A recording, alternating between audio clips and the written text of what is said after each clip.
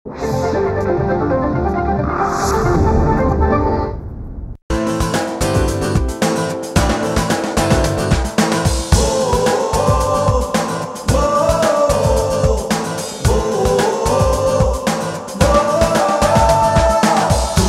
से झुके नहीं, कदम कभी डिगे नहीं। तूफानों से झुके नहीं, कदम कभी डिगे नहीं, राह में रुके नहीं, आसमां से बुलंदी तक, कोशिश से कामयाबी तक, कोशिश से कामयाबी तक, कोशिश से कामयाबी तक, कोशिश से कामयाबी तक।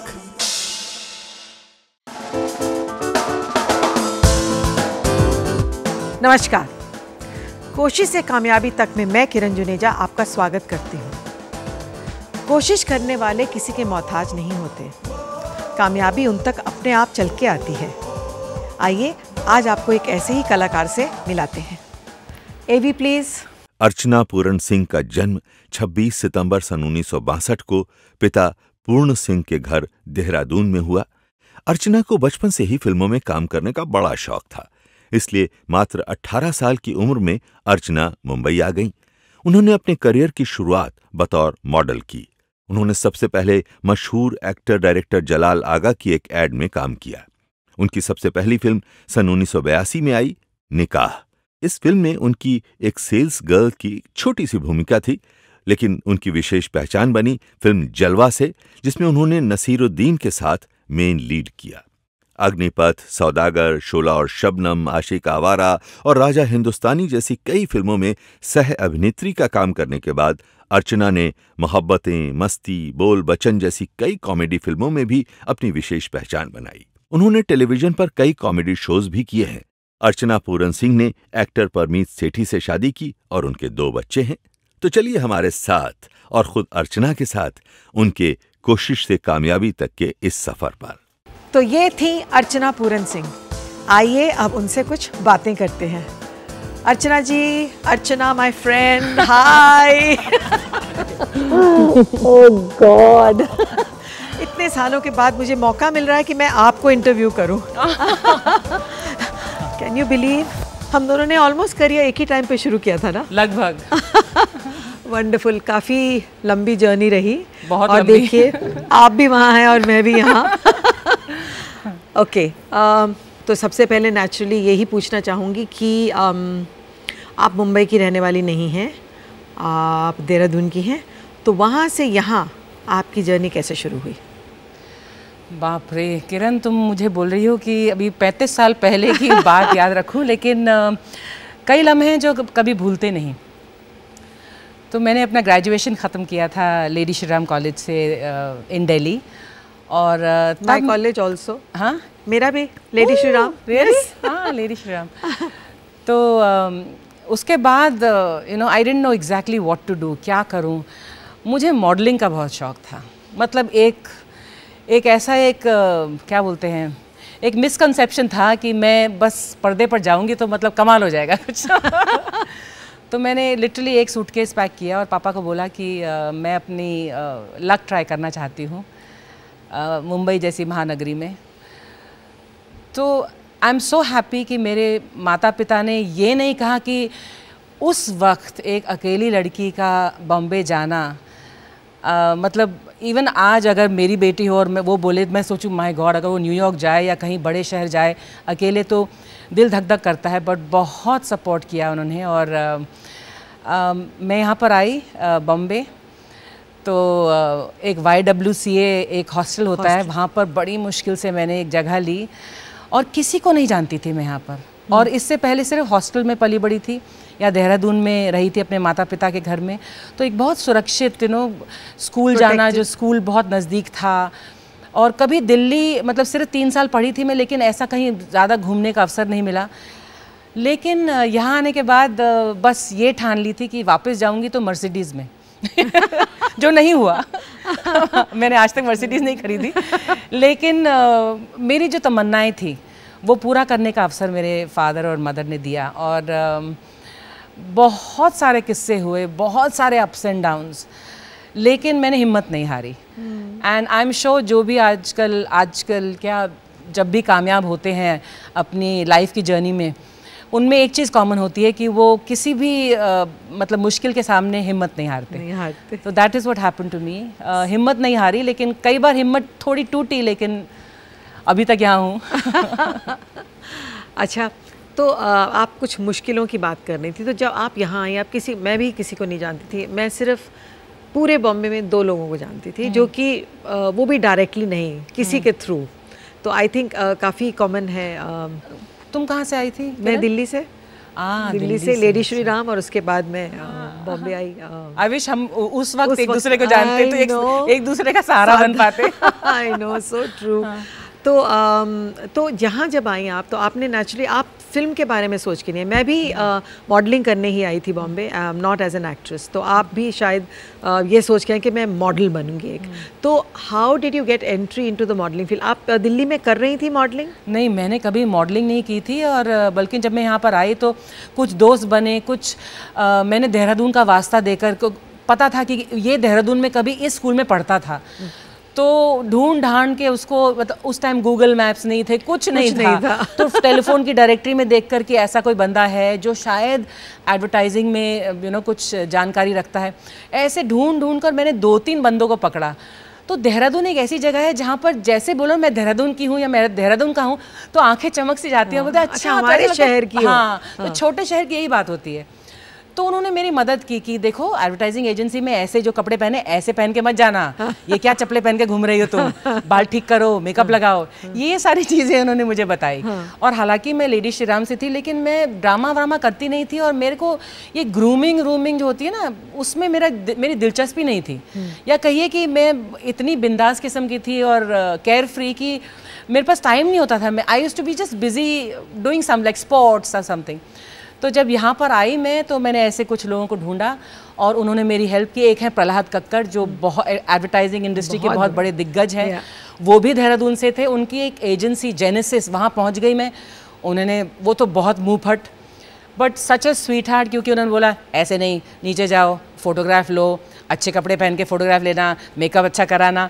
मैंने फ़ोटोएं ली, और जब वो छपी तो मुझे लगा अरे ये तो मेरे को justice, they don't do me justice, मैं तो बहुत खूबसूरत हूँ, इसमें इतनी अच्छी नहीं लग रही। तो जब रियलिटी का एहसास होता है कि जिन ख्वाबों को आपने देखा था, शायद उनको कामयाब करने में आपको थोड़ी और देर लगेगी। मुझे तो लगा जैसे मैं आऊँगी और 2 महीने में कुछ हो जाएगा, वक्त लगा। लेकिन ऐसे कुछ लोगों ने, जैसे प्रहलाद हैं और 1-2 और हैं जो HTA में थे, ये एडवर्टाइजिंग एजेंसीज के नाम हैं सारे, उन्होंने मेरी मदद की और एक रास्ता दिखाया। अब यहाँ पर इंडस्ट्री में सिर्फ आपको कोई रास्ता दिखा सकता है, आपकी ऐसे मदद नहीं कर सकते कि आओ चलो मैं तुमको उंगली पकड़कर आपको एक स्टार बना दूँ या मॉडल बना दूँ। तो मॉडलिंग उस वक्त एक स्टेपिंग स्टोन था, कि एक ज़रिया था फिल्म इंडस्ट्री तक पहुँचने का। तो उसके बाद जाहिर है कि जब थोड़ी बहुत मॉडलिंग की, और मुझे अभी भी याद है जब मुझे एक एड फिल्म में मुझे एक एक्स्ट्रा का रोल मिला था, जिसमें ओमपुरी साहब मेन रोल कर रहे थे, और Om Puri was a very big star then as he is now. तो मुझे पता नहीं था कि एक्स्ट्रा का मतलब क्या होता है। पार्टी में मतलब 50 लोगों के बीच मुझे भी खड़ा कर दिया साड़ी पहनाकर। तो मुझे ये पता नहीं कि कैमरे से कि come in the frame, go out of frame, कुछ नहीं पता था। इतना याद है मुझे कि मैंने शॉट ख़त्म होने के बाद मैंने ओमपुरी से मैंने कहा hello, I am a very big fan of your, ये सब बोला। तो ओम ने मेरे से बहुत अच्छी तरह बात की, और 10 साल बाद उन्हीं ओमपुरी के साथ मैंने एज अ हीरोइन काम किया एक फिल्म में। Oh my God, what a journey. Lovely. अच्छा ये बताइए कि थोड़ा सा सीरियस है, लेकिन आई नो, और तब तो और भी और आज भी हमेशा रहेगा, एक अकेली लड़की का इतने बड़े शहर में रहना, उसकी अपनी एक प्रॉब्लम्स होती हैं, उसकी अपनी एक लोग सोचते रहे अकेली है और वहाँ से आई हुई है। तो did you face any kind of problem? मतलब आई थिंक अगर आप लड़की पैदा हुई हैं तो ऐसा तो कोई ना, तो आपका कोई मतलब किस शहर में, कौन से बड़े या छोटे शहर में, किस मकाम पर, कौन सी उम्र में आपके साथ ऐसा हादसा ना हुआ हो, मैं मान नहीं सकती। लड़की होने का मतलब ही यह है कि आप मुश्किलों का सामना करेंगे from the main in the world. तो बॉम्बे आकर ऑफ कोर्स जो प्रोटेक्शन था मेरे माता पिता का, वहाँ मेरे माता पिता मतलब अच्छे जाने माने रहने वाले थे देहरादून के। मेरे फादर वाज अ लॉयर। तो यहाँ एहसास हुआ कि हर चीज़ मुझे अपने दम पर करनी है। और मैंने एक कवच सा पहन लिया और मैं कुछ झांसी की रानी जैसे लड़ने वाली बनी। थोड़ी बहुत मैं कॉलेज में वैसी थी, क्योंकि मुझे कॉलेज में भी लोग बोलते थे अर्चना पूरन सिंह नहीं, अर्चना बहुत फेमिनिन नाम है तुम्हारे लिए, पूरन बुलाते थे, जो मेरे एक्चुअली फादर का नाम है। तो कहते थे ये पूरन तुम्हें सूट करता है। तो कुछ हद तक मैं कॉलेज में भी काफ़ी टॉम बॉय थी। हाँ। तो यहाँ आकर मैंने वो जो कवच पहना कि लोग मुझसे दूर ही रहते थे। और आज तक ऐसा है कि लोग डरते हैं कि ये तो कुछ भी बोल देगी भैया, हाँ पंगा मत लो इससे। तो ये बहुत अच्छी चीज़ है। मैं जो भी महिलाएं देख रही हैं और जो भी माता पिता देख रहे हैं, मैं आपको बोलूँगी कि यही सिखाइए अपनी बेटियों को, थोड़ा टफ हो ताकि दुनिया उनके करीब ना आ सके। और जो हदें हम बनाना चाहते हैं उन्हीं हदों पर रहें। इट वॉज टफ किरण। लेकिन मैंने ऐसा कोई हादसा मेरे उसमें नहीं हुआ, क्योंकि मैंने वो कवच पहना और क्योंकि मैंने उस सिचुएशन तक पहुंच ही नहीं पाया। मतलब हाँ। आपने उसको पहले ही रोक दिया। हाँ, लेकिन रिजल्ट ये हुआ कि मेरी रेपुटेशन ऐसी हो गई कि मतलब डर के भागो इससे। तो शायद कुछ ऐसे फिल्म्स अगर जो आने होते मुझे शायद वो भी नहीं आए। अच्छा, फाइनेंशियली भी बहुत प्रेशर पड़ता है आज के टाइम में। तो बहुत सारी लड़कियां, आपने रिसेंटली सुना है कुछों ने फाइनेंशियल प्रेशर की वजह से सुसाइड तक कर ली, इस फील्ड में आके, बिकॉज फाइनेंशियल प्रेशर बहुत हो जाता है। हमारी एक लाइफस्टाइल होती है इस लाइन में या मॉडलिंग में भी, एक आपको एक हाई एंड रहना पड़ता है। तो आपके जूते, कपड़े, ये वो सब टिप टॉप होना चाहिए, गाड़ी होनी चाहिए। तो जब यहाँ आते हैं और एस्पायरेंट होते हैं, और लोग क्या करते हैं EMIs पे आजकल सब कुछ ले लेते हैं, गाड़ियाँ ले लेते हैं, फ्लैट खरीद लेते हैं एकदम। अब वो EMI जो है वो आपके ऊपर भारी पड़ जाती है, बिकॉज आज काम है और कल नहीं है। तो when you came there must have been phases जब आपके पास खास काम नहीं था। हम सबके लाइफ में ऐसा होता है, कभी एक महीने बहुत अच्छा काम, स्पेशली मॉडलिंग में तो छोटे छोटे जॉब्स होते हैं, अगले महीने है नहीं। तो how did you take your parents support? उनसे पैसा लेती थी कभी? मैंने अपने फादर को बोला था मुझे आप सिर्फ 10,000 दे दीजिए, इसके बाद मैं आपसे कभी कुछ नहीं मांगूंगी। हाँ। तो उन्होंने मेरी बचकाना बात को शुक्र है नज़रअंदाज कर दिया। उन्होंने कहा मैं हर महीने तुमको 1,000 रुपये भेजूंगा। हाँ। और अगर तुम्हें ज़रूरत पड़ी तो हाँ। हिचकना नहीं, हाँ। मुझसे और मांग लेना। तो मुझे अब 35 साल पहले 1,000 रुपये बहुत बड़ी बात होती थी। हाँ। 300 रुपये में पेइंग गेस्ट का अकोमोडेशन मिल जाती थी, तो रहने का तो 300 रुपये में बंदोबस्त। अब 700 रुपये बचे आपके पास।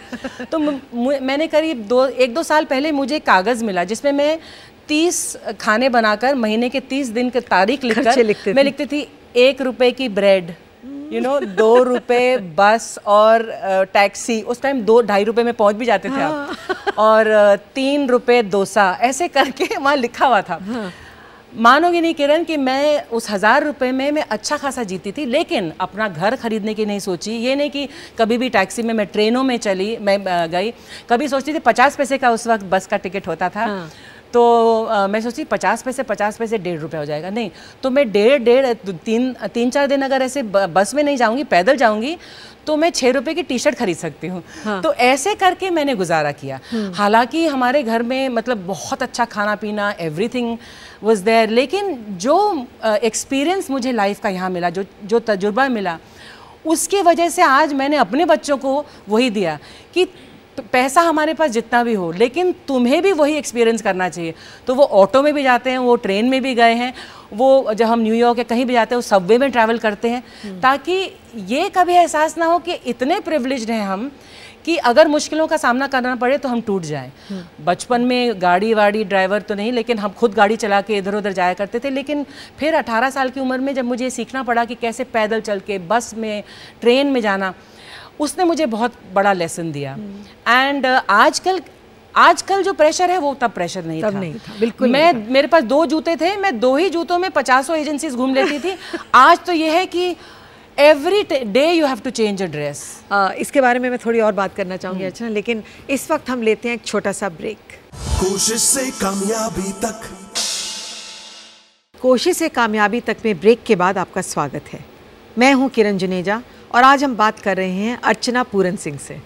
सो अर्चना, हम डिस्कस कर रहे थे कि आपके पास 2 जोड़ी जूता होता था तो भी आप उसमें फर्स्ट क्लास काम चला लेती थी, लेकिन आज मुझे ये लगता है कि सोशल मीडिया और उसकी वजह से आई थिंक हम सब पे बहुत प्रेशर है, क्योंकि हम जो भी पहनते हैं फटाफट इंस्टेंटली उसकी फ़ोटोग्राफ्स फेसबुक पे आ जाती हैं, ट्विटर पे हो जाती हैं, इंस्टाग्राम पे आ जाती हैं, और फिर प्रेस उन्हें छाप देती है और वीडियोस निकल आते हैं। तो उसके बाद वो ड्रेस अगर आप 5 दिन या 10 दिन के बाद पहनेंगी तो फिर एक मोटा मोटा लिख के भी आ जाता है कि रिपीटेड ड्रेस या रिपीटेड शूज़।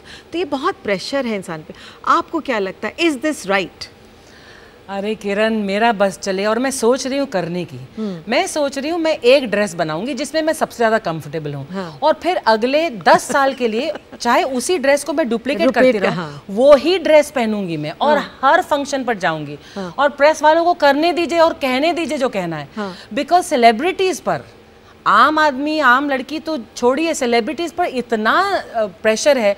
और मैं नाम नहीं लूँगी, एक बहुत बड़ी एक्ट्रेस है, उन्होंने मुझे बोला, यू नो आर्ची, मेरे को इतना स्ट्रेस रहता है, इतना प्रेशर रहता है। मैंने कहा क्या स्ट्रेस, क्या मतलब बच्चों का या इसका? नहीं, जब भी मैं घर से बाहर कदम रखती हूँ, मतलब 4 घंटे पहले मैं तैयार हूँ, मेरे बाल भी ऐसे होने चाहिए। मैंने कहा यार, how, why? That's you. But I mean, but I don't do it, you know, हाँ, and I think you are a very real person. मैं नहीं करती हूँ। तो ये जो प्रेस है एक तरफ, और एक सोशल मीडिया है जहाँ पर अब लोग सेल्फी, और यदि आपकी शादी हुई हो और आप हनीमून पर गए हों, लेकिन अगर उसकी फोटोग्राफ एफबी पर नहीं छपी तो बॉस, आपकी ना तो शादी हुई है ना आप हनीमून पर गए। पहले एंगेजमेंट तो हो जाए, वो भी आजकल एयर पे, पेरिस में, पता नहीं कहाँ कहाँ कर रहे हैं, जस्ट टू शो कि हमने यहाँ पे प्रपोज किया, और उसके बाद एंगेजमेंट टूट जाती हैं। हाँ कभी कभी ऐसा भी हो सकता है कि एंगेजमेंट की फोटो छपे और जो एक्स बॉयफ्रेंड है वो देख ले और बोले अरे और शादी में भंग करने आ जाए। तो what do you say about the social? मुझे ये लगता है कि आज हमारी लाइफ प्राइवेट बिल्कुल नहीं रह गई। मतलब it is all about telling people कि मैं ताज गई, मैंने ताज में डिनर लिया। इसके जिम्मेदार हम हैं किरण। हाँ।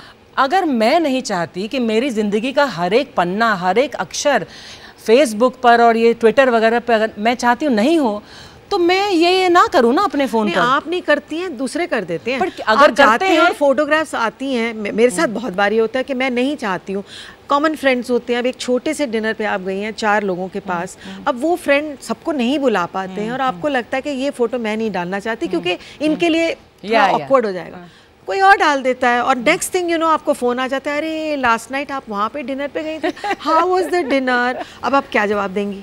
मैं तो कहती हूँ इत्तेफाक है कि आप ना चाहते हुए भी आपकी फ़ोटोग्राफ फेसबुक या सोशल मीडिया पर आ जाती है, लेकिन आप वो तो रोक सकते हैं कि आप ज़बरदस्ती खुद ऐसे लेकर कभी पहाड़ के बैकड्रॉप पे कभी यहाँ कभी वहाँ और डालते रहें।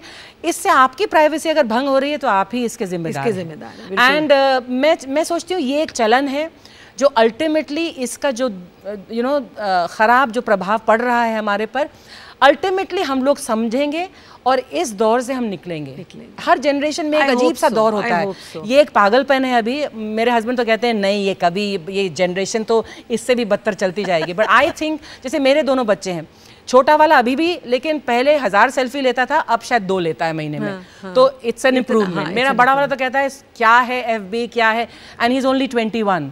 तो ऐसे भी लोग हैं नए जनरेशन में जो सिर्फ अपने ही चेहरे को हर जगह देखकर ही खुश नहीं हो रहे। But it is a problem, it's a social problem, और इसका हल सिर्फ हमारे अपने हाथ में। करेक्ट। अच्छा, तो वापस जाते हैं आपकी एड वर्ल्ड में। आई नो कि आपकी जो फर्स्ट एड फिल्म थी आपने जलाल आगा के साथ की थी, और मेरी सेकंड एड फिल्म जो मैंने की थी वो जलाल आगा के साथ की थी, और हम दोनों ने जॉनसन्स के प्रोडक्ट्स किए थे। तो मैं ये जानना चाहती हूँ कि जलाल आगा बेचारे कुछ साल पहले गुजर गए, and I don't know how many people today remember him. हम कितनी जल्दी ये मेमोरी लोगों की होती है कि वो भूल जाते हैं, और कितने फाइन एक्टर थे वो। तो मुझे बताइए आपका first experience as first ad film and also Jalal Agha के साथ कैसा रहा? मैं पेइंग गेस्ट रहती थी और मेरा मेकअप का बॉक्स इतना छोटा सा था, और मुझे फ़ोन आया कि एड फिल्म के लिए जलाल आगा ऑडिशन कर रहे हैं। मैं भागी, लेकिन मुझे टैक्सी के पैसे नहीं थे, तो मैं बस में आई ये, और मुझे बहुत लेट पता चला। जब मैं वहाँ पहुँची स्टूडियो और मैंने दरवाज़ा खोला, मैंने कहा एम आई लेट? तो वहाँ जलाल आगा बैठे, यू आर वेरी लेट। मैंने कहा आई सर बट प्लीज़, उन्होंने इत्तेफाक से आखिरी ऑडिशन मेरा, उन्होंने कहा चलो आ जाओ, और ले लिया। बाद में जब मेरी बात हुई उनसे तो उन्होंने बोला एक सफ़ेद अजीब सा मेकअप लेकर तुम आई और इतना लेट, और can I come in, can I कम इन, लेकिन तुम में मैंने एक सिंसेरिटी देखी कि तुम इतनी उत्सुक थी कि किसी तरह से मैं इस ऐड के लिए ऑडिशन कर पाऊँ। इत्तेफाक से मुझे वो ऐड मिला, हालांकि मैं लास्ट लड़की थी उसके लिए ऑडिशन करने के लिए, और पहला ऐड था मेरे लिए, पहली ऐड फिल्म। और जब मैं ऐड फिल्म की शूटिंग पे गई तो आई वॉज़ वेरी नर्वस, लेकिन एक अंदर से कॉन्फिडेंस था कि मैं कर पाऊँगी, लेकिन नर्वसनेस थी कि अच्छा कर पाऊँगी कि नहीं। और वहाँ मुझे बोला गया कि ये आपको 4 लैंग्वेज में करना है। 4 लैंग्वेज? कौन सी लैंग्वेज? वो लैंग्वेज आपको हिंदी, इंग्लिश, मलयालम एंड तमिल। आज तक मुझे वो तमिल का डायलॉग याद है, क्योंकि जो सारी एजुकेशन मेरी थी, जो लोगों ने बोला आप इतना एजुकेट होके इंग्लिश ऑनर्स करके दिल्ली यूनिवर्सिटी से अब आप फिल्मों में जा रही हैं। इंग्लिश ऑनर्स मैंने भी किया। Oh my God! I can't believe this! हम लोग एक दूसरे को इतने सालों से जानते, फिर भी काफी सारी चीजें यहाँ निकल रही है। एग्जैक्टली। तो जो एजुकेशन आपकी होती है वो कहीं ना कहीं आपको ज़रूर काम आती है, चाहे फिल्म इंडस्ट्री में हो, मॉडलिंग में। तो जो दिमाग मैंने चलाया, और वो तमिल और मलयालम और हिंदी और इंग्लिश तो ऑफ कोर्स आसान थे। मुझे आज तक वो डायलॉग याद है, और मैं ट करके जो बोले तो बोलिए ना। अब उसका जो एक्सेंट है, जो बेचारे मलयालम वाले और तेलुगु वाले जो सुनेंगे, तमिल वाले, वो लाइनें एक है न्याले पोर्लुम करुदविकिन्नु वल्लरे चेरिया मुरेवायलुम परिपूर्ण संरक्षणम वेणम बैंडे। तो मुझे अभी तक वो याद है। एक्सेंट इतना खराब हुआ कि यहाँ स्टूडियो में अगर कोई होंगे उसी भाषा वाले तो बोलेंगे क्यों हमारी भाषा का कत्ल कर रहे हो। फील हैप्पी कि इतने सालों के बाद भी आपको लाइनें याद हैं। Can you imagine? 35 साल बाद।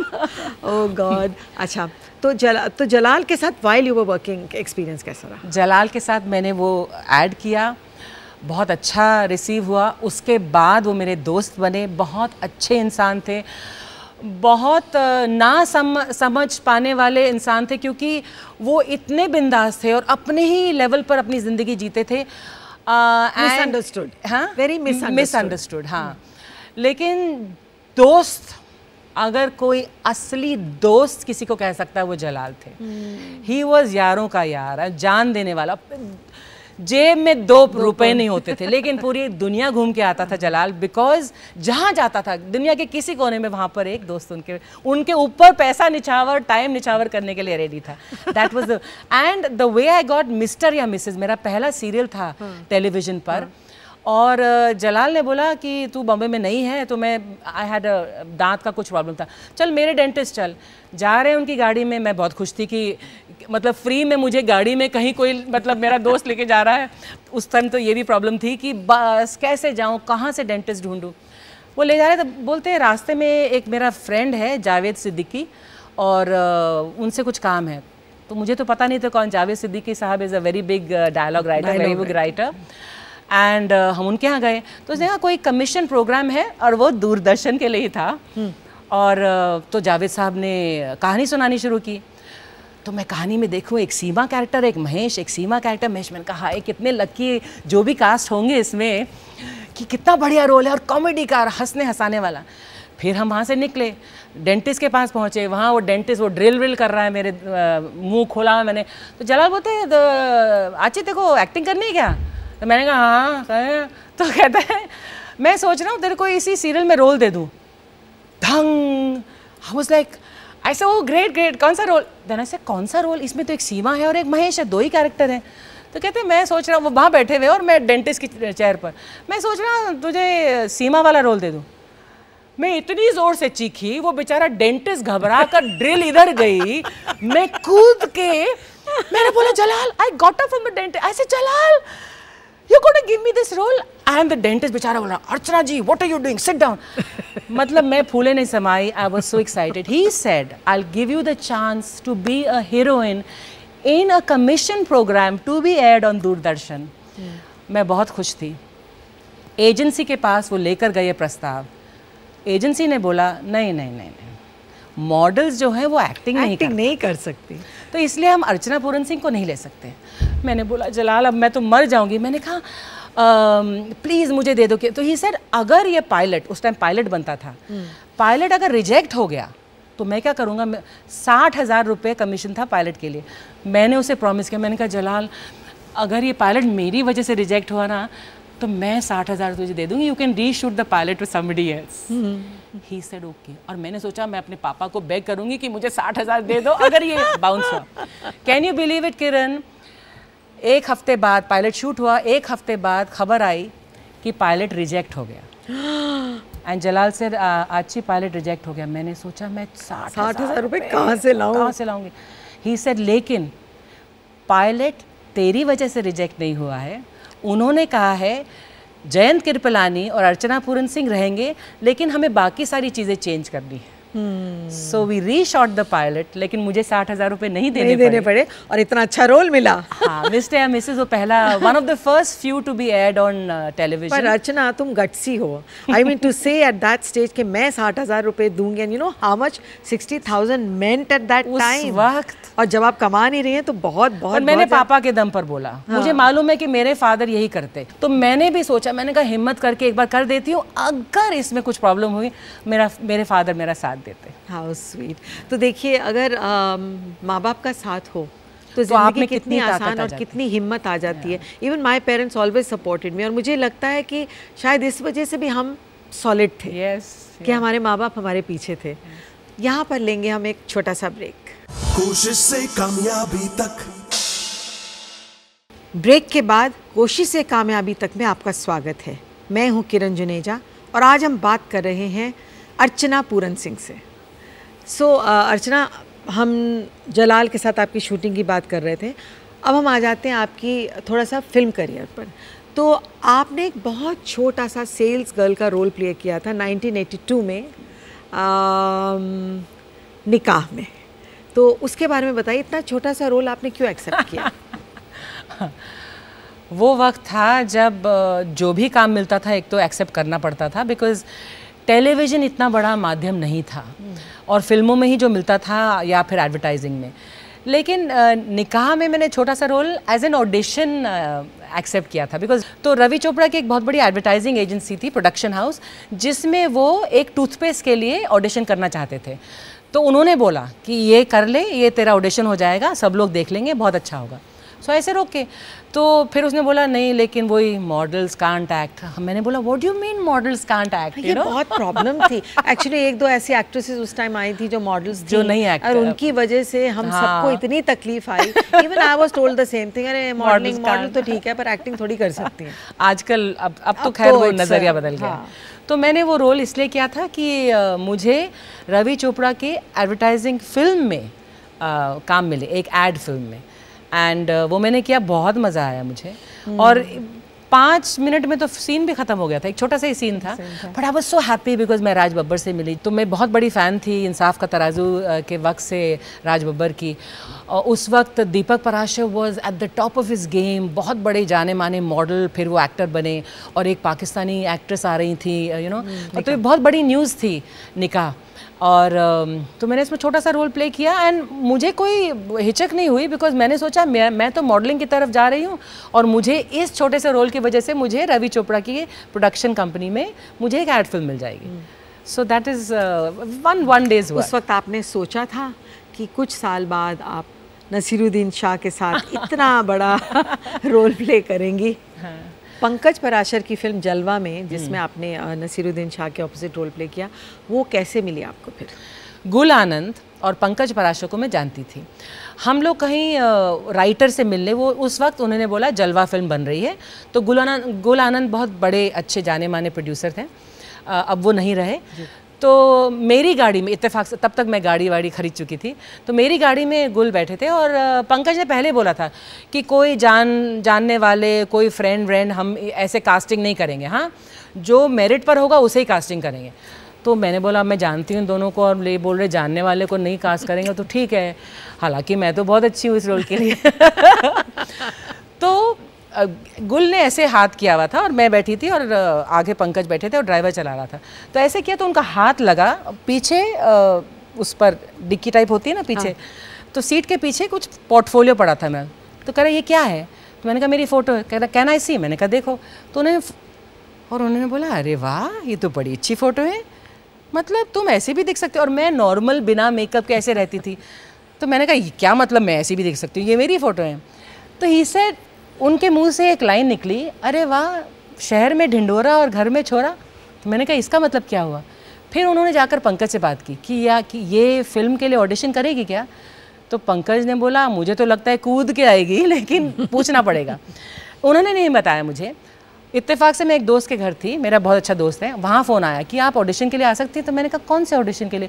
फिल्म के लिए।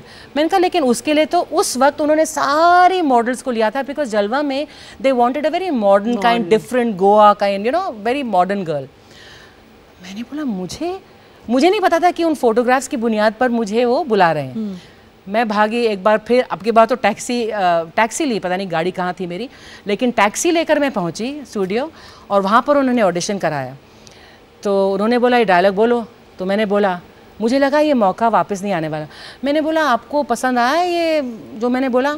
इट्स ओके, कैमरामैन ने बोला। मैंने कहा इट्स ओके मतलब? मैं कहा देखिए मैं इसी 8-10 लाइनों को मैं 5-6 अलग अलग तरीके से बोल सकती हूँ। तो उसने बोला अच्छा बोलिए। तो मैंने उसको कॉमेडी के तरीके, वही लाइनें कॉमेडी के अंदाज में बोली, मैंने ड्रामेटिक अंदाज में बोली, ट्रेजिडी के अंदाज में बोली, ऐसे 3-4 अलग अलग उसको मैंने करके मैंने बोला बस अब और मैं और नहीं कर सकती ये मेरा। So after 15 minutes then Pankaj और वो गुलानंद गए, उन्होंने देखा वेखा और बाद में पंकज आए और बोले कंग्रेचुलेशंस। मैंने कहा क्या? तुम अब इस फिल्म की हीरोइन हो। I couldn't believe it. और उस फिल्म के लिए मुझे 15,000 रुपये मिले थे। वाह अगर वो पूछते तो मैं 15,000 उन्हें दे देती। अच्छा ये बताइए, नसीरुद्दीन शाह, माय गॉड, मतलब क्या एक्टर हैं।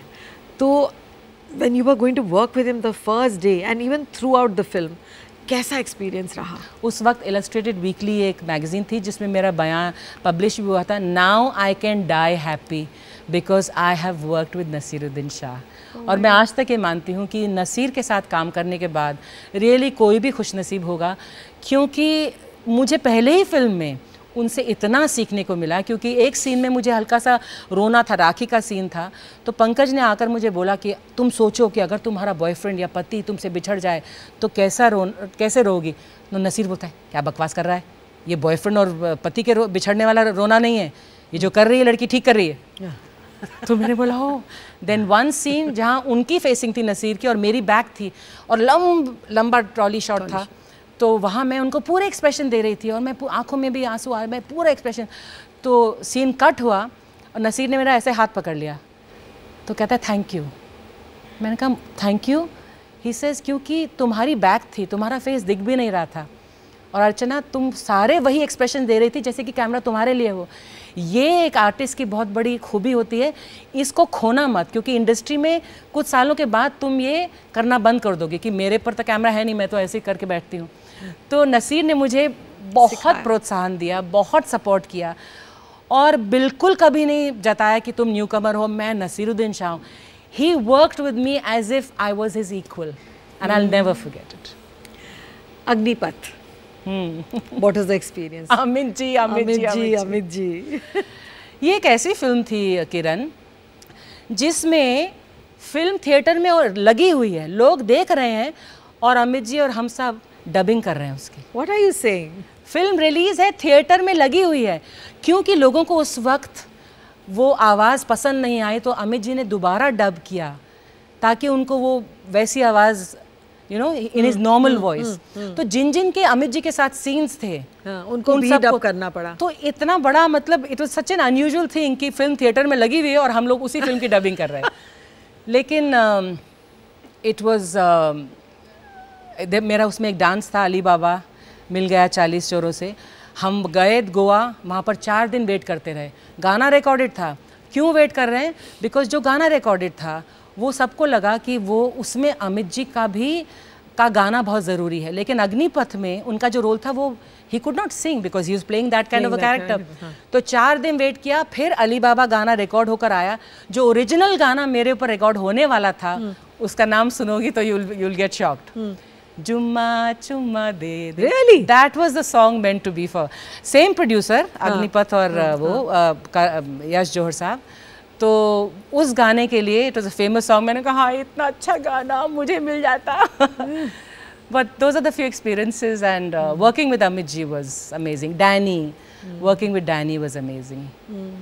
उसके बाद तो आपने कई फिल्में की Archana, and you did different kind of varied roles, लेकिन आपके काफ़ी जो मेमोरेबल रोल्स हैं वो कॉमिक रोल्स हैं.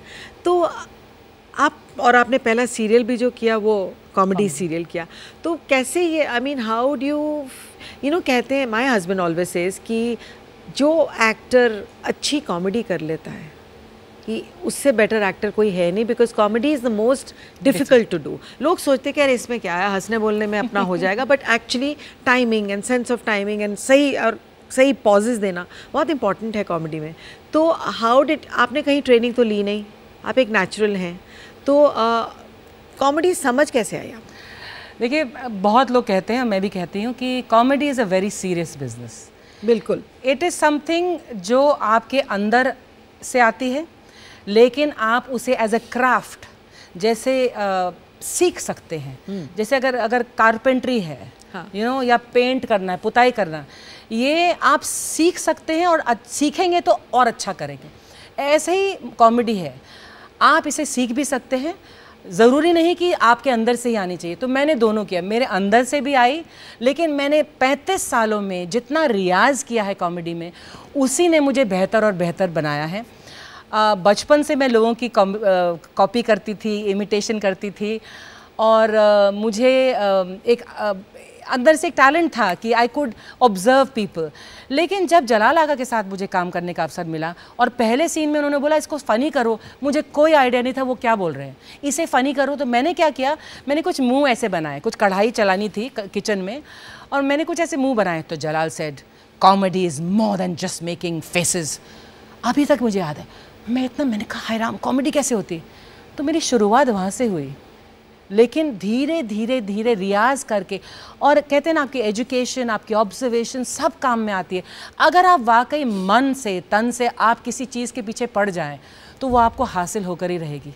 मैंने कॉमेडी को देखा, उसको सीखने की कोशिश की, उसे किया, और करते हुए मेरा रियाज बेहतर हुआ. पढ़ा तो नहीं मैंने कॉमेडी के बारे में, लेकिन ऑब्जर्व बहुत किया, कैसे कैसे अलग अलग लोग, महमूद साहब कैसे करते थे. And then slowly with time I became probably the first Indian actresses जो हीरोइन भी थी, जो टीवी पर भी कॉमेडी कर रही थी और फिल्मों में भी उन्होंने कॉमेडी की. तो इस अच्छे नोट पर हम लेंगे एक छोटा सा ब्रेक. कोशिश से कामयाबी तक. ब्रेक के बाद कोशिश से कामयाबी तक में आपका स्वागत है. मैं हूं किरण जुनेजा और आज हम बात कर रहे हैं अर्चना पूरन सिंह से. सो अर्चना, आज हम बात कर रहे थे फिल्मों की आपकी, तो अब थोड़ा सा फैमिली की तरफ भी चलने, बिल्कुल हमने उस बारे में बात नहीं किया. So how did you meet Parmeet, जिनके साथ आपकी शादी हुई? मैं अपने एक दोस्त के यहाँ पर एक मैगज़ीन पढ़ रही थी. डिंग डोंग घंटी बजी, मैंने उसके नौकर को बोला, सुरेश जा, दरवाजे पे कौन है? And some man walked in, लंबा ऊंचा गोरा. मैंने कहा interesting. He walked in, he asked me, I said he's inside. So he went inside, बात की, and then he came out and somebody said कि this is so and so. तो बाद में मुझे परमीत ने बोला कि मैंने जब तुम्हें पहचाना और सोचा, अरे ये तो जलवा की हीरोइन है, ये तो हीरोइन है, मैं तो उससे बात ही नहीं करूँगा. हालांकि वो बॉम्बे का पला बड़ा, जुहू का पला बड़ा है. तो मेरे दोस्त और परमीत, दे वर फ्रेंड्स, तो उन्होंने इंट्रोड्यूस किया मुझे, और उस वक्त मुझे लगा कि ये तो बहुत ही अपने आप को कुछ थोड़ा सा ज़्यादा समझता है, because he was not talking to me also, you know. बाद में उन्होंने बोला कि मैं इसलिए नहीं बात कर रहा था, मुझे लगा ये हीरोइन टाइप है, तो इससे क्या मैं बात करूँ. But from the first day we met, उसके बाद वो फिर वापस आता था, you know, we went out for dinner and ये वो एज अ ग्रुप. तो धीरे धीरे he started to like me, but हम दोनों ने बोला, देखो ये I don't want to get into a relationship. He said हाँ, even I don't want to get into a relationship. तो दोनों मतलब जो ऐसे बोलते हैं, अब मुझे पता चल गया, लेकिन तब मुझे नहीं पता था कि जो ऐसे बोलते हैं वो रिलेशनशिप में नहीं है. तो हम लोग फिर बाद में, हमने बोला हम 4-4 घंटे फ़ोन पर बात करते रहते हैं. फिर बाद में मैंने बोला कि 4-4 घंटे हम एक साथ बात करते रहते हैं फ़ोन पर, तो ये रिलेशनशिप है? नहीं, ये रिलेशनशिप नहीं है. फिर वो दिल्ली गए कुछ दिनों के लिए, वहाँ से भी बहुत सारे फ़ोन. फिर जब वापस आया, हमने बोला something is there, should be well, whether we said yes or no, whatever it was, from the first day that we met, there was an attraction. There was an attraction. There was actually a repelling, you know, उल्टा असर हो रहा था, लेकिन नहीं करना, हाँ, लेकिन था। नहीं में ही हमारी दोस्ती हुई।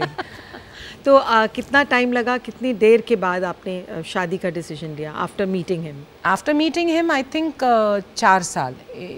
मुझे साल याद नहीं रहते, उनका जन्मदिन नहीं याद रहता। बहुत 4, अच्छा 4 नहीं तो 3 नहीं तो व्हाटएवर, बट इट्स 4 साल से ज़्यादा। Long time.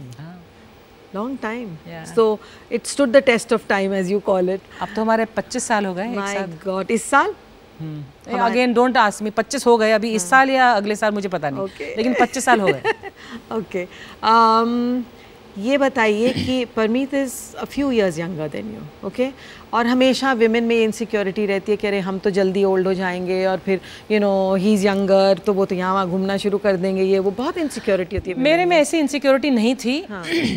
मैं नहीं कहूँगी कि आप अपने से छोटे यू नो उम्र में छोटे आदमी से शादी करें तो बहुत अच्छा है, क्योंकि समाज ने अगर ये बनाया है तो एक वजह के लिए, that the woman is suppose to have children, उनको यू नो, और आदमी को जाकर बाहर कमाना है ये सब। लेकिन हमारी इंडस्ट्री में सारे रोल्स ना ऊपर नीचे हैं। मैंने भी बाहर जाकर कमाया। हमारे समाज में अब ऐसा भी है कि जो आदमी होते हैं वो भी बच्चों का ध्यान रख लेते हैं। तो बहुत सारे जो रोल्स पहले डिफाइंड थे अब थोड़े ग्रे और मिक्स्ड हो रही है उनकी बाउंड्रीज। लेकिन अगर ऐसा है कि आपसे उम्र में आपका बॉयफ्रेंड या जिससे आप शादी करना चाहते हैं वो छोटा है, तो सिर्फ इस वजह से ना करना क्योंकि वो उम्र में छोटा है, ये सही नहीं है। शादी ना चलने की और बहुत वजह है, और शादी चलने की भी और बहुत वजह है। यानी कि आप ये कहना चाहती हैं कि अगर आपसे उम्र में वो बड़ा हुआ तो आपकी शादी कामयाब, ऐसा भी तो नहीं है। ऐसा भी तो नहीं है। But it's one of the things. मैं एडवाइस नहीं करूंगी, लेकिन मेरे केस में हम दोनों ने बहुत कोशिश करके, बहुत हार्डवर्क करके इस शादी को निभाया है। हमारी इंडस्ट्री में बहुत मुश्किल है, आजकल दुनिया में बहुत मुश्किल है, लेकिन अगर आप मुझे दिखाएं एक शादीशुदा कपल जो 20, 25, 30 साल तक शादी में बरकरार हैं, मैं आपको दिखाऊंगी। तो मैं आपको दिखाऊंगी एक ऐसा कपल जिसने अपनी शादी पर बहुत मेहनत की है, और ये नहीं कि एक ही तरफा नहीं, दोनों आपने भी की होगी और रमेश जी ने बिल्कुल, मैंने भी, और परमीत ने बहुत हार्डवर्क किया है अपने बच्चों के लिए, एक दूसरे के लिए, और प्यार बरकरार रखने के लिए भी आपको हार्ड वर्क करना पड़ता है। But this is a two way thing, both parties have to really work. बिल्कुल, एब्सोल्युटली। और आपके केस में तो और भी बहुत तकलीफें आई होंगी, क्योंकि आप both of you are actors, were actors, and दोनों बाहर काम करते हैं। हमारे ऑड आवर्स होते हैं, लंबे आवर्स होते हैं, आउट ऑफ स्टेशन ट्रैवल होता है, और बच्चे आपके, तो बच्चों की देखभाल भी बहुत ज़रूरी है। तो आप आपस में कैसे एडजस्ट करते होंगे या कैसे करते थे ताकि बच्चों के पास आप में से एक तो रहे? इत्तेफाक से जब मेरा बड़ा वाला पैदा होने वाला था, मेरे 2 बेटे हैं, तो मेरे फादर गुजर गए, तो वो पीरियड मेरे बहुत मुश्किल था, और मेरी प्रेगनेंसी थोड़ी मुश्किल थी, इसीलिए डॉक्टर ने बोला आपको रेस्ट करना पड़ेगा। उस वक्त मैं श्रीमान श्रीमती सीरियल कर रही थी, मुझे उससे इस्तीफ़ा देना पड़ा। मेरी मम्मी, क्योंकि मेरे फादर की डेथ हो गई थी, परमीत ने फ़ोन किया कि आंटी आप आ जाइए, बिकॉज मिकी की तबीयत, माई पेट नेम इज़ मिकी, तो वो आई और उन्होंने मेरे को उस दौर से गुजारा, and she stayed with me, because फिर मेरा बेटा हो गया, एंड आई कांट इमेजिन मैं अपने बच्चों को कैसे पालती मेरी मम्मी की सहायता के बगैर। और परमीत ने तो पहले 3-4 साल तो उन्हें पता ही नहीं था कि वो पापा बन गए हैं।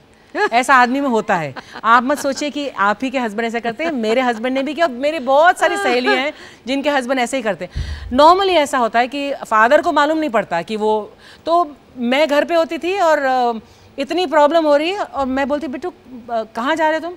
मैं फुटबॉल खेलने जा रहा हूँ। अरे तू पापा बन गया है, वो बच्चा रो रहा है, दैट इज योर। सो कई मामलों में मैंने कहा ना कि औरत को ही काफ़ी तकलीफें उठानी पड़ती हैं। वो किया, वो दौर गया, एंड मैंने काम बहुत कम किया उस वक्त। फिर परमीत ने ज़्यादा किया, वो दास्तान कर रहे थे, दुबई में एक सीरियल कर रहे थे, उन्होंने फिर वो DDLJ की, and he did other serials also. लेकिन मेरी मदर थी वहाँ पर, और मैंने फिर एक बाद में जो मेरा एक कॉमेडी शो था जिसमें मैंने जजिंग भी की, मैंने क्या सीन है वो किया था। इत्तेफाक से जो सारे सीरियल्स थे उसके लिए मुझे सिर्फ हफ्ते में 1 दिन शूटिंग के लिए जाना होता था। मैंने ऐसे सीरियल्स लिए, भगवान ने भी बहुत मदद की कि हफ्ते में 1 बार, मतलब महीने में 4 दिन। ऐसी किस्मत किसको मिलती है? और मैंने 7 साल मैंने कॉमेडी शो में बतौर जज काम किया। उसमें तो हम महीने में 3 दिन काम करते थे। और तब मेरे बच्चे छोटे छोटे थे। कभी फिल्म करती थी तो पहले पूछती थी आउटडोर तो नहीं है ना? वो आउटडोर बोलते थे, मैं बोलती बड़े बड़े बैनर्स से, आई सेड नो आउटडोर। तो कॉम्प्रोमाइज़ किया, लेकिन career, you have to see career ज़्यादा इंपॉर्टेंट है या आपकी फैमिली। तो आई वॉज वेरी क्लियर। लेकिन I was lucky also that इसके बावजूद मेरा करियर फिर भी चलता रहा कुछ ना कुछ थोड़ा थोड़ा। अच्छा, ये बताइए कि आज की जनरेशन को एज अ वुमन, आज की लड़कियों को, रादर जो विमेन गर्ल्स हैं आज की, आप क्या मैसेज देना चाहेंगी? व्हाट वुड यू से टू देम? बिकॉज हमारे टाइम के लड़कियां और आज की लड़कियों में बहुत फ़र्क आ गया है। मैं ना उस ज़माने की लड़की कभी थी नहीं, मैं तब भी इस ज़माने की ही लड़की थी। मैं लैम्ब्रेटा स्कूटर चलाती थी, लड़कों को मार पीट देती थी, कोई छेड़छाड़ करता था तो उसे खूब मार देती थी। ऐसे ही नहीं मुझे धर्मेंद्र का हाथ वाली अर्चना बोलते हैं। तो हिम्मत थी मैं गांव के बैकग्राउंड से, देहरादून में हमारे खेत वेत, हम चौधरी कहलाते हैं, तो गांव के चौधरी थे। तो वहाँ के जो खून था और मट्टी की जो खुशबू अंदर बसी हुई है, मैं कहती हूँ कि उस ज़माने की या इस ज़माने की, डजेंट मैटर। आप एक लड़की हैं, आप एक औरत हैं, आप में एक ऐसी शक्ति है जो सिर्फ आप ही अंदर से खोज पाएंगी। अगर आप ये सोचें कि समाज आपको परमिशन देगा उस शक्ति को ढूंढने की, समाज कभी परमिशन नहीं देगा, क्योंकि समाज तो कहता है लड़की को दबा के रखो। ये आपके अंदर ताकत होनी चाहिए। आपने वो ताकत कहाँ से निकाली? आप भी तो उस ज़माने की हैं। मेरी माँ ने कैसे निकाली? मेरी माँ आर्य समाजी और मेरी नानी गांधी जी के साथ डांडी मार्च पे चलने वाली, उस ज़माने की सरोजनी नायडू, कहाँ से? तो उस ज़माने और इस ज़माने में मैं बिलीव नहीं करती। मैं बिलीव करती हूँ अगर आप औरत हैं और आप इंडिपेंडेंट बन सकती हैं, आपकी सोच अपनी इंडिपेंडेंट हो सकती है, आप में वो शक्ति है। You have to find that strength and you have to walk your own path. So आजकल की जो लड़कियां हैं, आई एम सेइंग, आप बहुत खुश नसीब हैं, क्योंकि आज समाज में ज़्यादा ढील है, ज़्यादा टॉलरेंस है, ज़्यादा फ्रीडम है। उस फ्रीडम का हम नाजायज़ फ़ायदा ना उठाकर we can make a place for ourselves like you and I have. Yes, super. इस नोट पे मैं रैपिड फायर पे जाती हूँ, जो कि हमारा लास्ट पोर्शन होता है। तो 10 सवाल पूछूंगी बहुत लाइट से, और आपको एक एक लाइन में उनका जवाब देना है। कोई मन्नत मांगी है जो पूरी हुई है? मेरे दोनों बच्चे। ओके। हमेशा हंसते रहने का क्या फ़ायदा है? फ़ायदा नहीं, नुकसान है, क्योंकि लोग आपको सीरियसली नहीं लेते और सोचते हैं कि आप तो खुश हैं और आपको किसी की मदद या किसी के सहारे की ज़रूरत नहीं है। अच्छा, आपकी कमज़ोरी क्या है? मेरी फैमिली, मेरे बच्चे। ओके। ज़िंदगी में सबसे ज़्यादा खुशी कब मिली? अगर मैं कहूँगी मेरे दोनों बच्चे तो फिर ऐसा लगेगा कि एक ही हर सवाल का यही जवाब है। लेकिन सबसे ज़्यादा खुशी, अगर आप कोई भी माँ हो तो यही कहेगी that my two biggest achievements are my sons. Okay. आपका कोई आइडल है? आइडल? मैं आइडल्स में बिलीव नहीं करती, क्योंकि हर आइडल के जो फीट होते हैं ना, वो मट्टी के, क्ले के होते हैं। लेकिन ऐसे बहुत सारे महापुरुष हैं जिनको मैं एज जैसे वो हमारे मार्ग को थोड़ा रोशनी देते हैं। तो ऐसे मेरे फादर थे जो बहुत कर्म योगी थे, और उनसे मैंने अपना जो ये प्रोफेशन के जो एथिक्स हैं उनसे सीखे हैं। टाइम पर जाना, किसी के पेट पर लात नहीं मारना, कभी किसी को दुख नहीं पहुंचाना, ये सारे जो प्रोफेशनल एथिक्स हैं वो मैंने उनसे सीखे हैं। I think my father is my idol. कोई ऐसी गलती जिसका आपको अफसोस हो? गलती? मैंने शादी नहीं करनी थी। तो वो प्यारे प्यारे बच्चे कहाँ से होते?